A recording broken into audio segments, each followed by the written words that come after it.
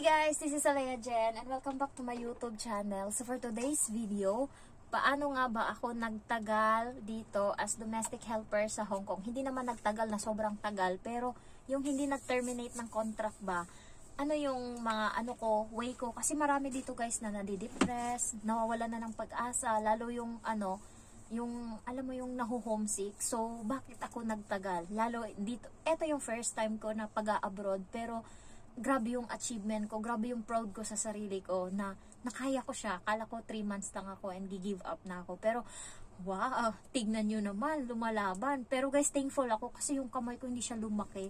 Awa ng Diyos, hindi ganun kalaki yung kamay ko katulad ng ibang mga kaibigan ko na grabe na yung laki ng kamay nila sa pagtatrabaho. So gusto ko sana na hanggang matapos ako, ganito lang din yung kamay ko, hindi na lumaki ba. So ano nga ba yung nag-aano sa akin na tumagal pa dito sa Hong Kong? Syempre, yung pangarap ko ng una is matapos ko yung bahay. Yan talaga. Hindi ako umaalis sa linya ko na matapos yung bahay. Focus ako dyan. Hindi ako alam nyo ba guys, lahat ng pagtitipid ginagawa ko ngayon, matapos ko lang yung bahay. Awa ng Diyos, 2 months na lang yung sa prime ko na utang. And doon sa isa naman is 4 months. 4 months or 3 months. So, konting push na lang. Makakautang ulit, charot. So, hindi ano muna. So, meron pa akong 3 months na natira. So, yung 3 months na sasahurin ko, buo ko na yung makukuha. Anuhin ko yan. Yan, unti-unti kong ipagawa yung bahay, unti-unti akong bibili ng mga materyales, tas yung kulang, yun, utangan ko na naman. So, another contract. Kaya magre-renew ako para sa bahay. Push. So, una, sa pangarap, syempre, kailangan nating, yun talaga yung pray ko na, Lord, sana, matapos ko yung bahay bago mawala yung parents ko, bago sila mamatay, purya palayo. So, gusto ko na maranasan nila ba na magkaroon kami ng bahay na matino, na hindi katulad dati, na may tulo yung bubong, na, alam mo yun, grabe yung pinaghirapan namin talaga. Ngayon, gusto kong maano nila na may malaki kaming bahay, kasi, dati guys, yung higaan namin is yung kawayan na salog. So, ganyan kami, tas tabi-tabi lang kami matulog. So, gusto kong maranasan nila. Kaya alam nyo guys, yung mga nagtatagal dito sa Hong Kong na mga katulong, yun yung mga katulong, ayun yung mga tao na galing sa hirap. Yun yung mga tao na grabe yung pinagdaanan ng kabataan hanggang sa paglaki. Yun yung mga tao na lumalaban talaga. Kahit sabihin mong pagod, puyat, walang pagkain na matino, pero pag talagang pangarap yung pinag-uusapan, kung gaanong hirap, titiisin yan. So, ganun yung nangyayari sa akin, kahit hindi ko gusto, tinitiis ko para sa pamilya. So, ayun, yun yung number 1. Pangalawa is, ini-enjoy ko yung Hong Kong. Alam nyo guys, siguro sobra na sa kalahati yung napuntahan ko dito sa Hong Kong. Dati, halos linggo-linggo, pero magasto siya kapag linggo-linggo mo gagawin yung paggala. Ang ginagawa ko ngayon is once or twice a month. Pero depende din. May mga time na nandito lang ako sa kwarto, lalabas lang ako para kumain, and then mag-ukay-ukay. So dati kung magsha-shopping ako, ang binibili kong mga brand is Zara, H&M, Uniqlo, ganyan, Baleno, na mga branded.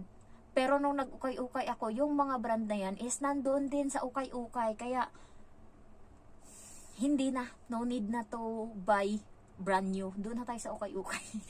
So, ang ganda ng nabili kong Zara. Huwag niyong pakita ko sa inyo. Fit na fit to sa akin. So, eto siya guys. To? Grabe, ang ganda nito sa puwet pag sinuot na. Tapos, malaki yung sa baba. Kasama ko yung si Dindin nung binili namin to. Ayan, sobrang ganda nito. So, 10 ko lang to nabili. 10 Hong Kong dollar. So, yung mga damit na sinusuot ko ngayon sa mga gala ko, lahat yan is galing na sa ukay. Wala na akong biniling brand new. Siguro nagsimula ako August. Hindi na ako bumibili ng brand new. So, malaking tulong yon. And, yun, basta likutin mo lang. Kailangan mo lang mag-relax pa. Hindi pwedeng nasa bahay ka lang, madidepress ka talaga. So, kailangan umalis ka rin ng bahay. Alam mo yung mag-breathe ka ng fresh air sa labas. So, magpahinga ka muna kahit isang araw sa labas. So, yun yung ginagawa ko. Hindi puro trabaho. May time din na ini-enjoy ko yung buhay. Nagbabar ako. Pero alam ko yung limit ko. And hindi ako masyadong basta magsayaw lang ako, gusto ko lang ilabas yung galit, yung stress, lahat-lahat, gusto ko lang ganyan.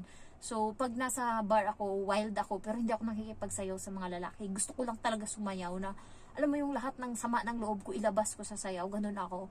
So, next, para ma-motivate ka na tumagal dito sa Hong Kong, umutang ka, charis. So, hindi advisable yung utang. Pero pag may utang ka talaga, ganado ka talagang magbayad. Kasi wala ka namang choice eh. Magbabayad ka talaga magbabayad. And also guys, sa notebook, mahilig ako magsulat-sulat sa notebook.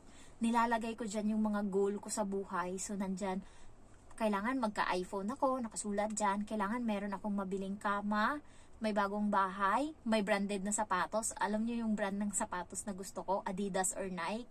And then, magkaroon ako ng 500,000 na ipon. Nandun yan. And then, magkaroon ako ng, ano pa ba yung mga sinulat ko? Marami. As in. Tapos, lahat ng mga yan, kapag nabili ko na, kina-crash out ko yan. Ayan. Ibig sabihin, inaanuhan ko, nilalagyan ko ng kulay na pen. So, stabilo yung tawag namin. Ito, stabilo din ata sa inyo, charis. So, stabilo, nilalagyan ko ng kulay, it means tapos ko na yan gawin. So, pina-follow up ko yan siya kung ano yung next na kailangan kong magawa. And nakalagay din pala dun is magkaroon ako kahit isang alahas. So, yun yung goal ko ngayon na magkaroon kahit ilan. Siguro mga 5. Masaya na ako sa 5 alahas. Ayan, pang investment lang. So, yun yung mga ano ko para ganahan ako magtrabaho kasi nga nakaka-drain talaga. And also guys, alam niyo yung ano, enjoy nyo lang yung trabaho nyo at wag nyo isilang ituring na ibang tao yung amo nyo, ituring nyo silang kapamilya. And siguro isa din sa reason kung bakit nagtagal ako kasi I'm professionalism, sabing ganon. Sanay ako sa trabaho ko sa Pinas na yung emosyon ko is inaano ko, sineset aside ko pagdating sa trabaho. So pag trabaho guys, trabaho, hindi ako nagrereklamo kahit na nagsisimula ako alas 5 ng umaga, natatapos ako alas 12. Hindi ako nagrereklamo, pagod sa pagod as in. Pero nandun sa akin yung bukas another day naman, baka bukas medyo magaan yung trabaho ko. So yun yung iniisip ko para hindi ako malungkot na puta, panibago na naman, ganyan. So hindi ko ginagawa yun kasi nga mai-stress ka talaga pag yun yung isipin mo. So ang anuhin mo is bukas new day, so baka bukas magaan yung trabaho ko, baka bukas wala sila sa bahay. Ganyan ako, naglo-look forward ako na bukas, kung mahirap ngayon bukas, hindi ganun. So yun yung ginagawa ko para ma-motivate ako na ganahan na magtrabaho. Ayan. And next is konti mag-reward ka sa sarili mo. Halimbawa, sa isang buwan, kakain ka ng gusto mong pagkain. Halimbawa, ako, gusto ko ng pizza. Sinasabi ko sa sarili ko, sa sahod ko bibili ako niyan. Or gusto ko ng noodles, sa sahod ko bibili ako niyan. So, ayan, yan yung nagiging motivation ko. And also guys, meron akong calendar na maliit. And every time na natatapos yung araw, kina-crash out ko yan. Kina-crash out ko ng kina-crash out. And pagtatapos yung isang buwan, maglalagay ako ng note sa baba. Yay! Na-survive ko ngayong buwan! So, ganun yung motivation ko na, alam mo yung, kahit pagod ako, minsan, diretso tulog na talaga ako. Grabe yung pagod. Kaya, yung ibang mga subscriber ko, hindi ko nare-replyan or ganyan. Kasi nga, grabe yung trabaho ko guys. So, pag may time ako nagre-reply ako, pero most of the time talaga panakaw lang kasi grabe yung trabaho ko dito. Ako lang mag-isa, tapos marami sila. 3 sila, charis. And then, yung bata kasi kapag nandiyan, focus talaga ako. And ayun pa ba? Ano din para hindi ka is isipin mo na lang mag-cross country ka, charis. Hindi habang buhay nandito ka, yun yung isipin mo. Stepping stone to. So, may nagtatanong sa akin kung may alam akong agency papuntang Canada. Dati meron, pero ngayon wala na.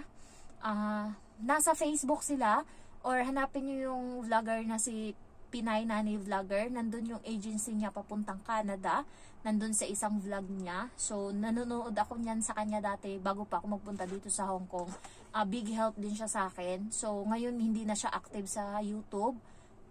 Kasi nung nasa Canada na siya, hindi na siya naging active. Pero nung nasa Hong Kong siya, grabe yung niya. Ang ganda ng mga vlog niya. Kaya doon ako nanonood sa kanya nung pagpunta ko dito. Next is agency daw papuntang Russia. sabi ko sa isang subscriber na hindi ko muna sasabihin sa kanya kasi nga dinedependihan din ng kaibigan ko. Kasi pag may nag-click lang or may na isa lang na nagsabi or nag-ano na yung agency na to is nagpapalabas ng mga, alam mo yung cross-country na mga Pilipina, baka ma-hold sa immigration and hindi na makaalis papuntang Russia. Medyo kasi illegal yung pagpunta doon kasi wala silang working permit pagdating doon. Pagdating pa nila doon, tsaka pa asikasuhin, tsaka pa ipaprocess kasi meron silang parang ilang months ba? 14 days. Hindi ako alam kung ilang days yung meron sila doon para magkaroon ng trabaho. Kaya hindi nila sinasabi. Kahit yung subscriber ko na si Nessa, kilala nyo yan, dati mahilig yun mag-comment sa mga vlog ko. Nandun na siya ngayon. Ilang beses ko siyang tinanong kung anong agency niya papunta ng Russia, hindi niya sinasabi. So, ang hope ko na lang ngayon is yung kaibigan ko na sa Russia. Tatanungin ko siya kung anong agency niya. Pero guys, may problema siya. Hindi ko lang alam kung alam niya yung sagot, pero naguguluhan din siya eh. Umuwi siya ng probinsya sa Pinas nung December and syempre may asawa siya. Madali lang siya mabuntis kasi yung panganay niya nag-sex sila noon, may dugo siya pero nabuntis siya nung time na yun. Buntis siya, nanganak siya. Yung anak niyang panganay is may dugo siya nung nangyari yung sex nila pero nabuntis siya. So ngayon, itong uwi niya, pina-withdraw niya yung sa asawa niya pero nabuntis din siya naman uli. And paalis na siya ngayon sa Russia ngayong 30 nitong January. Alis na siya papuntang Russia. So buntis siya nung nakaraan, nagpunta kami ng Monster Building, tapos nanghingi ako sa kanyang chocolate. Nagpiti siya nung una, negative. So, ngayon, humingi ako sa kanyang chocolate, tapos nandun pala yung piti niya sa loob ng bag. Pagtingin niya, positive na yung nandoon ngayon. Pero, nung una, pag-check niya, negative, tapos pinasok niya na kaagad sa bag. Tapos, nung pag-check namin, dalawa na yung guhit. So, ayun, tapos parang nahulugan siya, hindi ko lang alam kasi uminom siya ng alak. And, niregla siya, tapos parang may lumabas na malaking, alam niyo yun, malaking dugo. Pero nung nagpiti siya nung nakaraan, positive uli. So pumunta siya ngayon ng pero sabi niya, nagkaregla nga siya, tapos sobrang alay ng ngalay ng balakang niya na parang nahulugan siya ba. Tapos ayun, nagpunta siya sa doktor, tapos ayun, buntis daw siya. Ang problema is papunta siya ng Russia ngayong 30.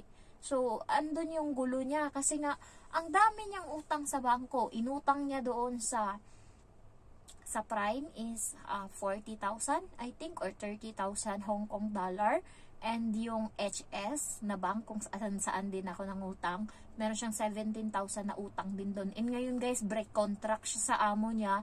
Simula pa nung November 25, wala na siyang trabaho dito sa Hong Kong. Pero nandito pa rin siya kasi hindi kinat ng amo niya yung visa niya. Kasi nag-usap sila na hindi ikakat kasi nga nag-a-apply siya para siya. So hindi kinat ng amo niya yung visa niya.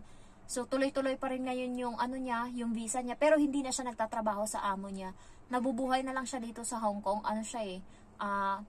Stay out siya sa amo niya dati. So andun pa din siya sa boarding house niya. Siya na nagbabayad ng boarding house and meron siyang mga part-time. Gusto niya nang ibigay sa akin yung isang part-time. Sabi niya, sa'yo na lang yung, kasi alis na siya, diba? So may 3 siyang part-time. Sabi niya, ay ibigay ko sa yung part-time. Sabi ko, wag mo na.